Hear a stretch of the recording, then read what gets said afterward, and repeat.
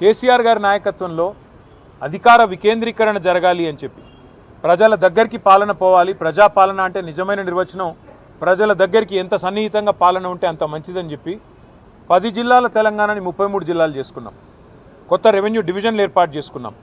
కొత్త మున్సిపాలిటీలు, కొత్త మండల కేంద్రాలు, అట్లాగే తాండాలు గ్రామ పంచాయతీలుగా అట్లా కేసీఆర్ గారి నాయకత్వంలో ప్రజల దగ్గరికి పరిపాలన తీసుకొని పోయే ప్రయత్నం చేసినాం.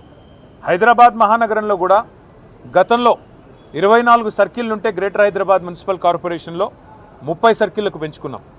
గతంలో 4 జోన్లు ఉంటే 6 జోన్లు చేసుకున్నాం. ప్రతి జోనల్ కమిషనర్కి, ప్రతి డిప్యూటీ కమిషనర్కి శాంక్షన్ లిమిట్స్ పెంచుకున్నాం. అంటే ఇవన్నీ చేసుకున్నాం, కానీ హైదరాబాద్ అస్తిత్వాన్ని మాత్రం మేము ముట్టుకోలేదు. హైదరాబాద్ అస్తిత్వాన్ని దెబ్బతీసే ప్రయత్నం చేయలేదు. ఎందుకంటే హైదరాబాద్ అనేది ఒక హైదరాబాద్ ప్రజలకు సంబంధించి కాదు, తెలంగాణ ప్రజలందరికీ గర్వకారణమైన ఒక ఐడెంటిటీ హైదరాబాద్, సికింద్రాబాద్ జంట నగరాలు అంటే మనం చిన్నప్పటి నుంచి వింటున్న మాట.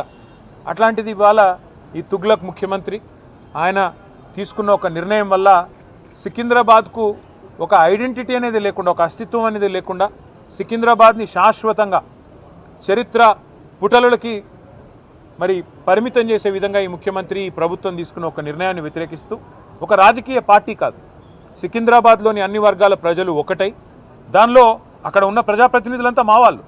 సికింద్రాబాద్ ఎమ్మెల్యేగా పద్మారావు గారు ఉన్నారు, సనత్ నగర్కి శ్రీనివాస్ యాదవ్ గారు ఉన్నారు, అట్లాగే మరి మా నాయకులందరూ ఎమ్మెల్యేలు, ఎమ్మెల్సీలు ఉన్నారు. వారందరినీ కూడా వారు ఆహ్వానించారు. సికింద్రాబాద్కు సంబంధించిన పుర ప్రముఖులు, సికింద్రాబాద్కు సంబంధించిన మరి సికింద్రాబాద్ ప్రేమికులు వారు ఆహ్వానించి సికింద్రాబాద్ అస్తిత్వాన్ని మరి ఇక్కడ పుట్టిన బిడ్డలుగా మరి మీరు కదా కాపాడాలి, ఈ ప్రభుత్వం తుగ్లక్ పనులు చేస్తుంటే మీరేం చెయ్యరా అని వారు మీటింగులు పెట్టి పిలిస్తే మేము మా పార్టీగా పోయి చెప్పినాము. ఏం చెప్పాము? ఈ జంట నగరాలు జోడెద్దులు, ఈ జంట నగరాలకు స్పెషల్ ఐడెంటిటీ ఉన్నది. లష్కర్ అంటారు, పట్నం అంటారు. ఇట్లాంటి అస్తిత్వాన్ని దెబ్బతీయకండి, అనవసరంగా తుగ్లక్ పనులు చేయకండి.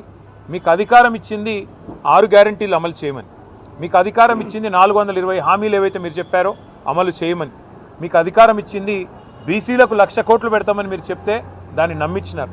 మీకు అధికారం ఇచ్చింది ఎస్సీలకు, ఎస్టీలకు కేసీఆర్ గారు 10 లక్షలు ఇస్తున్నాడు దళిత బంధు, నేను 12 లక్షలు ఇస్తానంటే నమ్మి మీకు ఇచ్చారు. మరి 2 ఏళ్ళు అయింది. హైదరాబాదు, సికింద్రాబాదు ఈ జంట నగరాల్లో ఒక ఇల్లు కట్టినావా? కనీసం ఒక ఇటుక పెట్టినావా ఈ 2 ఏళ్లలో?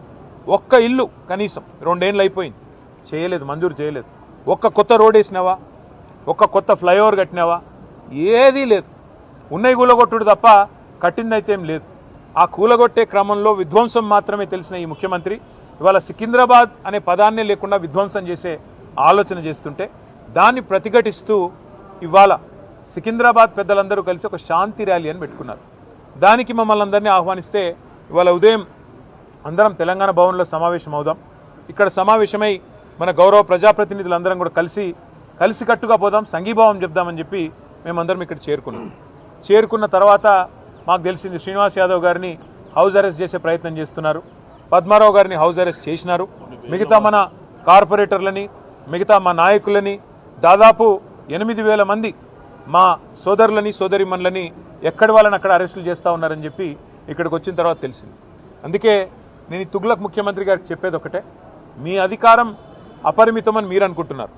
అధికారం 5 ఏళ్లకు ఒకసారి ప్రజలు రెన్యూ చేస్తే మళ్ళీ వస్తుంది తప్ప మీ ఇష్టం ఉన్నట్టు తుగ్లక్ పనులు చేస్తూ పోతుంటే అధికారం ఎవరికి శాశ్వతం కాదనేది ముఖ్యమంత్రి గారు గుర్తుపెట్టుకోవాలి.